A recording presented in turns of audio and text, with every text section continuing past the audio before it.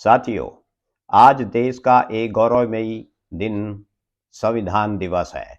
वर्ष 1921 से ही भारतीयों ने आवाज उठानी शुरू कर दी थी और ब्रिटिश रूलर्स ने 1940 में भारतीयों द्वारा अपना संविधान बनाने के संकेत दिए थे, जो 1945 में पूरे हुए। और इस तरह जुलाई 1946 से भारतीय नेताओं ने संविधान सभा की रूपरेखा बनानी शुरू कर दी थी। इस बारे हमारी चर्चा हुई तत्काल न्यूज के editor in chief Shri Ramesh Sharma ji से। कल कॉन्स्टिट्यूशन दिवस है।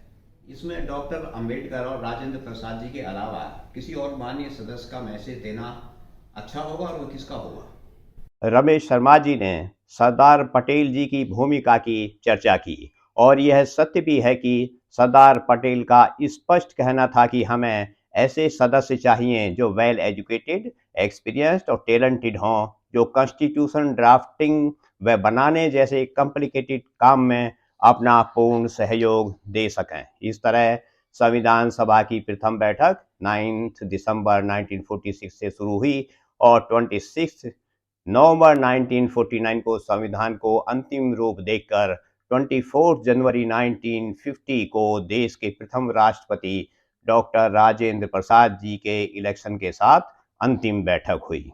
संविधान बनाने का प्रोसेस सभा द्वारा इसे 3 रीडिंग्स देने के बाद पूरा हुआ। एक, ड्राफ्ट की रूपरेखा तैयार करनी, दूसरी, ड्राफ्ट कॉन्स्टिट्यूशन को कंसीडर करके, व तीसरी, इसकी कंसीडरेशन के बाद उस पर बहस करके, जिसमें बहुत सी छोटी बड़ी अमेंडमेंट्स आईं और उनको कंसीडर किया। 17 नवंबर 1949 से 26 नवंबर 1949 तक तीसरी रीडिंग्स पूरी करते हुए जनरल डिस्कशन भी हुई, जिसमें बहुत से सदस्य बोले, और कुछ का रेफरेंसेस देना यहाँ पर उचित भी होगा। लेकिन उससे पहले हम जानते हैं कि गांधी जी की धारणा थी कि अधिकार का स्रोत कर्तव्य है, कर्तव्य करो, अधिकार स्वयं आपके पास आएंगे। डॉक्टर सच्चिदानंद सिन्हा जी ने सभा में कहा कि मेरी प्रार्थना है कि जो विधान आप बनाने जा रहे हैं वह भी अमर रहे। यदि मानव कृति ऐसा महत्व पाने का वस्तुतः अधिकारी हो सकती है और प्रबल शक्ति संपन्न हो कि वर्तमान और भविष्य की तमाम विनाशकारी शक्तियों को पददलित ओवरकम कर दे। डॉक्टर श्यामा प्रसाद मुखर्जी ने कहा कि राष्ट्रीय एकता की शिला पर ही भविष्य की नींव रखी जा सकती है। देश के राष्ट्रीय जीवन में इन तत्वों को स्थान देकर ही एकता स्थापित करनी चाहिए, क्योंकि इस समय इनका बहुत महत्व है। इन्हें आत्मसम्मान तथा पारस्परिक सामंजस्य के साथ सजीव रखने की आवश्यकता है। पंडित नेहरू का कहना था कि हमें अपनी समस्याओं की प्रत्येक जटिल बात को देखना है ताकि हम उन्हें अच्छी तरह समझ सकें, और साथ ही हमें उन्हें एक विशेष रूप से भी देखना है ताकि हमारे सामने उनकी पूरी तस्वीर आ सके। डॉक्टर अंबेडकर ने 25 नवंबर 1949 को कहा, यदि हम लोकतंत्र को केवल रूप में ही नहीं वरन यथार्थ में बनाए रखना चाहते हैं तो हमें क्या करना चाहिए? मेरे विचार के अनुसार सबसे पहले हमें यह करना चाहिए कि अपने सामाजिक और आर्थिक उद्देश्यों की पूर्ति के लिए हम संवैधानिक रीतियों को दृढ़तापूर्वक अपनाएं।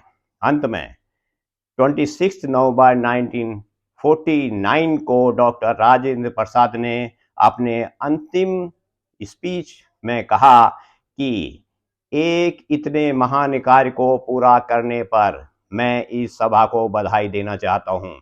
मेरा प्रयोजन यह नहीं है कि इस सभा ने जो कार्य किया है उसका मैं मूल्य आंकूं, अथवा जो संविधान इसने बनाया है उसके गुण और दोष को बताऊं। इस कार्य को औरों पर तथा आगे आने वाली संतति पीढ़ी पर छोड़ने में मुझे संतोष है। उन्होंने ये भी कहा कि वे सौभाग्यशाली होंगे जिन्हें संविधान चलाने का अवसर प्राप्त होगा।